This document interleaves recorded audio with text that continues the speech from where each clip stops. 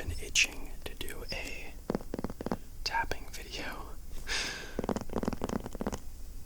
because it's one of my favorite triggers. While I was on vacation, my buddy told me to bring my Magic the Gathering cards, and I had to search and search to find these because I have not played this game since I was much younger, so it has been years. And so I brought my cards on the trip because I found them, and my other friend brought his as well, and so it was three of us that brought our cards. And it sort of sparked a interest in Magic again because we all had such a good time playing. While we were on the trip, we went to a couple of different card shops, and we ended up buying, I actually bought 2 Commander decks, and we also did 2 drafts. So we had 8 people, and we bought like a big booster pack thing, and when you do a draft, you all open up those little individual packs that have like 15 cards, and you take a card and you pass it to your left, and you sort of create a draft deck. So we did that twice, and so now I have 2 new decks and then 2 other draft decks, and then I also have my main just regular deck that I've had for a long time. So I figured that in this video, since you guys also love my whispers, I could go through some of the cards in my main deck, and I'm just gonna read off some of the cards. For those of you that don't have any idea what Magic the Gathering is, it's just a card game, and I actually need to add these back in because I removed them for a different deck, but there's cards in your deck called lands, and as you can see, there is a swamp and a forest here, and that's like your money, I guess.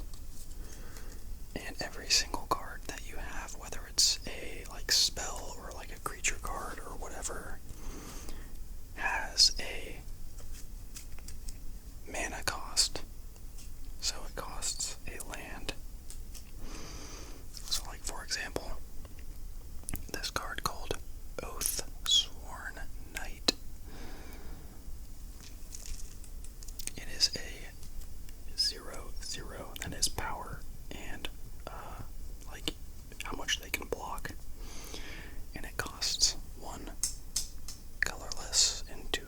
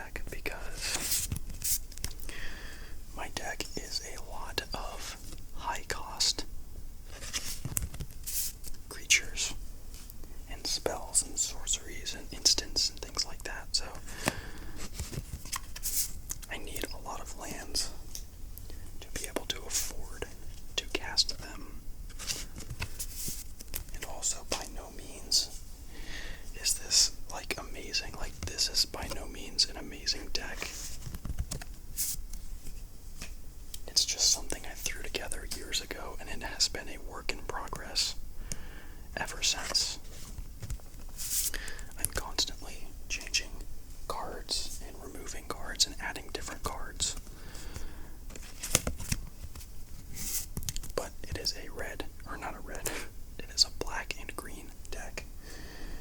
There is a few different colors of mana in Magic. There's red, which is mountain, I believe. And then there's blue. It's like a water type thing.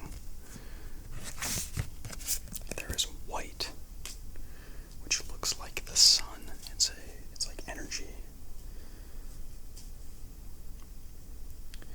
And there's green and there's black. But the reason why this game is so amazing is because it has been around for a very, very long time. Since, like, I think the late 80s, I think. And, I mean, there's cards out there that are worth millions of dollars. I think Post Malone bought there was like a single Lord of the Rings card that was printed, and he bought it from somebody for, I believe, like $2-point-something million. People care a lot about this game, and some cards are very rare.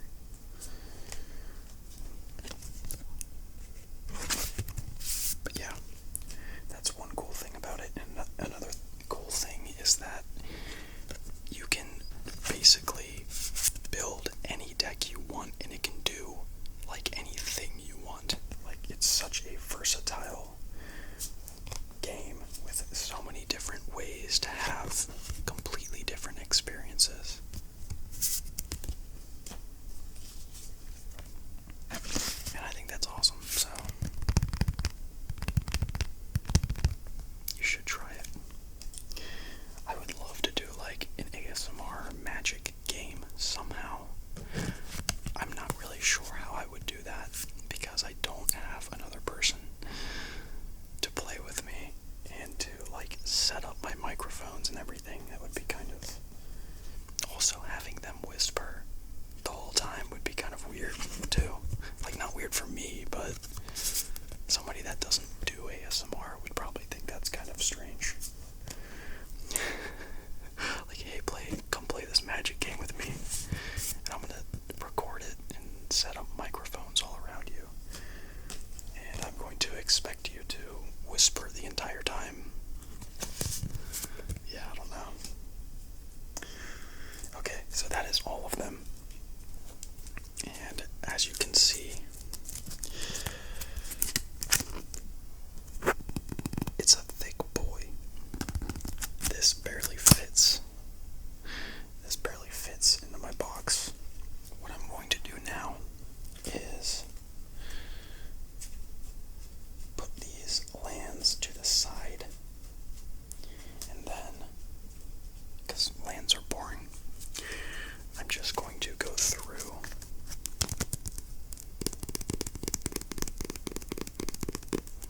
and name off some cards and tell you what they do.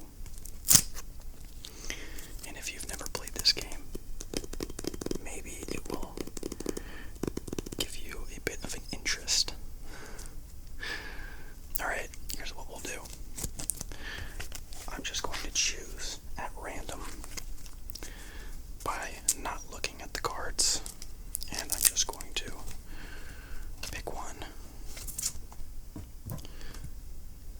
and read it off. And if I don't think it's a cool enough card, I'm just gonna skip it. Okay, so this is... And again, with this light, you probably won't even be able to see the card because of the glare. But it is a Death Gaze Cockatrice. It is a 4-cost card. It takes 2 swamps and 2 colorless, which colorless is you can pay with any mana. And then it has flying, which means when it attacks, your opponent cannot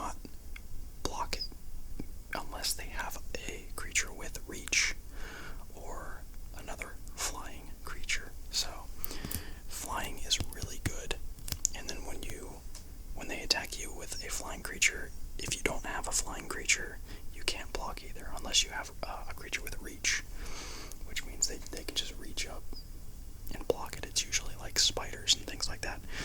But that's a 2/2, so it has 2 power and 2 defense, which is pretty good. And it also has Death Touch, which is really good.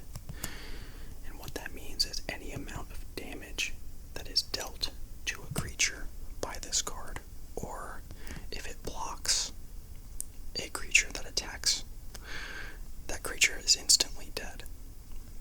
Even if it's more than 2/2. If the creature's like an 8/8, it doesn't matter. It will die because of Death Touch. So that's really cool. Alright.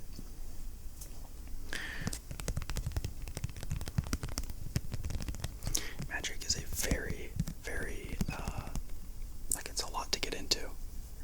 There's a lot that you have to learn, but even me, when I'm playing against somebody, I will often stop and look something up on my phone just to make sure that I'm doing it right. So it's constantly, you're just always learning new things. And I think that's really cool.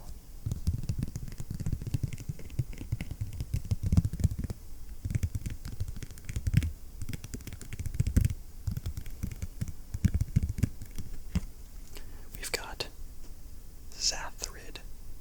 I don't know if I'm saying that right. Zathrid Gorgon.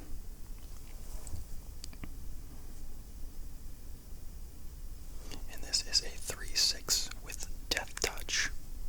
I'm not going to read the bottom part because that's confusing. So this one is a 3/6 with Death Touch, but it does not have flying. It's pretty cool though. There's a lot of people that will get cards that are, like, they'll build a deck with small creatures that are like 1/1 and 2/2, and that's great for early game. But I have a late game deck where I focus on building up mana, and then that way I have a lot of mana that I can spend on big creatures. Here is an example of a like medium to large sized creature. It is a 3 colorless, and then 3 of my choosing of either black or green mana. So it's a 6 cost card, which is pretty expensive. And it is a 6/6 with trample. What that means is, if I attack an opponent and they block this 6/6 with a 2/2, let's say, normally this card would just kill the 2/2 creature, and this would stay alive, but it wouldn't do any damage to the actual player, because I start with 20 health and my opponent starts with 20 health, and this would just kill their creature card and would not deal any damage to them. But with trample, it would do the 2 damage to that creature and kill the creature, and then since it has 6, it would carry over the other 4 damage and deal damage to the player, bringing them down from 20 to 16. So trample is very, very handy. Next card I'm going to show you is an instant, and an instant can be played at any time, even if it's not my turn, as long as I have the mana available. This one costs 3. And what it does is it destroys a target artifact or creature, and it can't be regenerated. That is super, super handy as well if you are being attacked by something that is going to potentially cause problems. You could throw in that instant and destroy a creature and prevent damage that would be dealt to you.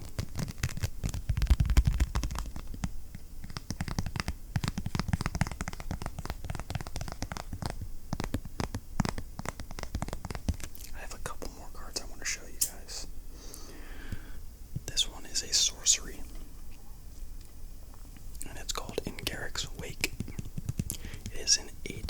a 9 cost, which is very expensive. But the reason why it's so expensive is because it says destroy all creatures you do not control and all planeswalkers that you do not control. So you can wipe an entire board of enemy creatures and planeswalkers.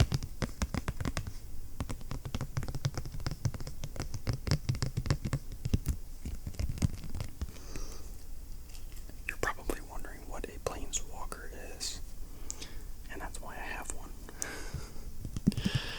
These are not like creatures that go onto the battlefield. They sort of go off to the side.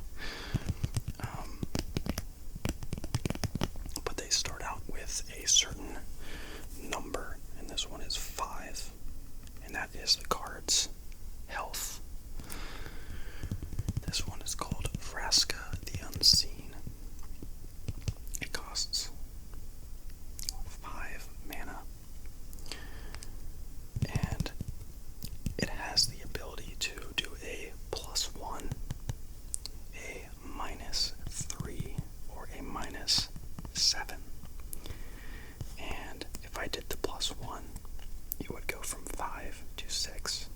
And it has an ability on the +1, which is until your next turn, whenever a creature deals combat damage to this, destroy that creature. That's awesome. But once you get up to 7 or 8, 8 would be better. You could do the -7 and you would go down to 1 health. If you just did -7 when you had only 7 health, then you would kill the card. But planeswalkers are really cool because they have a bunch of special abilities. I don't know if you can see that. So yeah, back to that other card I was talking about. This would kill all creatures and planeswalkers that I don't control. So that is a very overpowered card, but also not really because it's a 9 cost. Up next,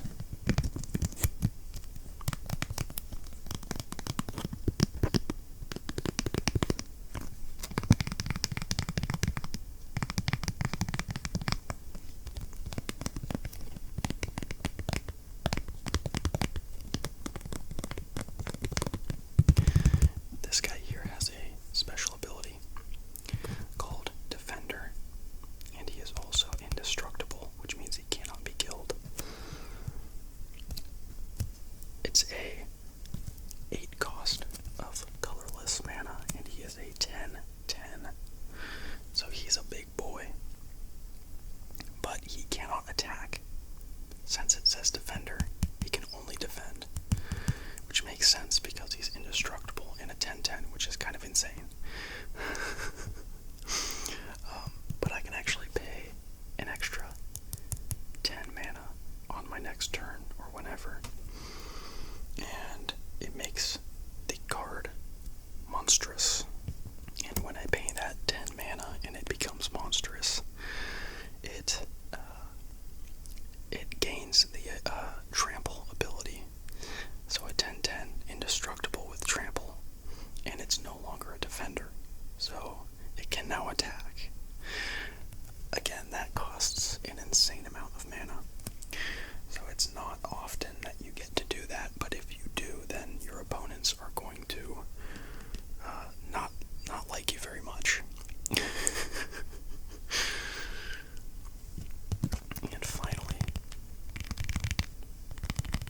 I have one of my favorite cards in my deck. It is an 11 cost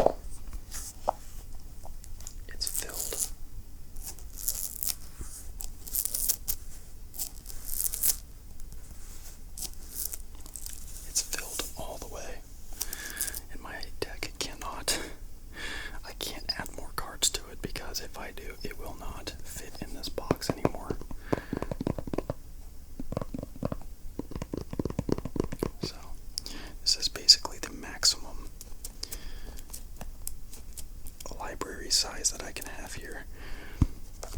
A deck can be a minimum of 60 cards, and mine is probably like 120.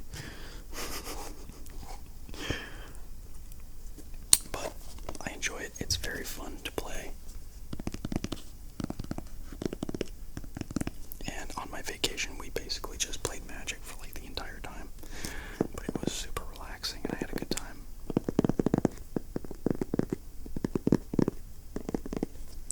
So yeah, if you've never heard of Magic, I recommend looking into it. For some reason, I feel like it's getting more popular again. It's a game that's been out for a very long time. But I've just seen a lot of big YouTubers playing it, and I mean, that makes me happy. I would love for it to become a more popular thing. I started playing when I was like, I don't know, probably 14 or 15 years old, maybe. I can't really remember. But I love the sound of this. This leather on this box is amazing. And on the inside, it's like a fabric.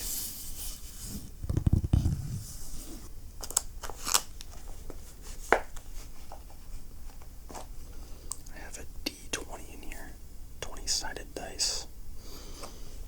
And it keeps making noise, so I gotta take that out.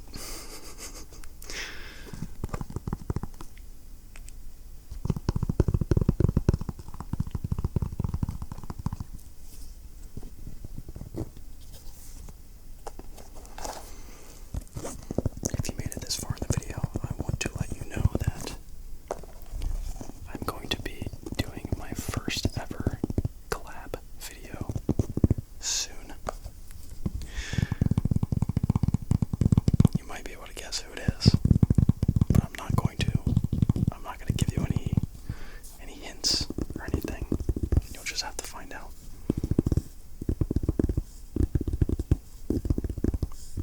But I have been watching this person's ASMR for many years.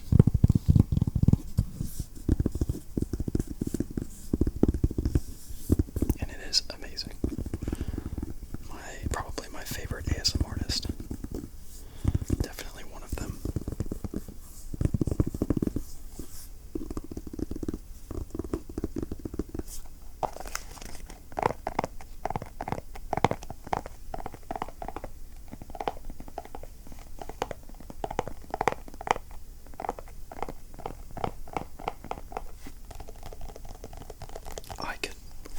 I haven't done ASMR in weeks, and I feel like I could go on all day long with this box here. I feel like I could just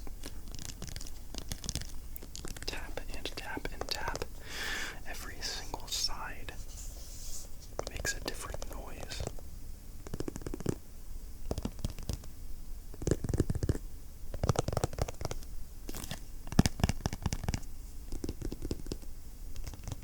I love it. It's so good.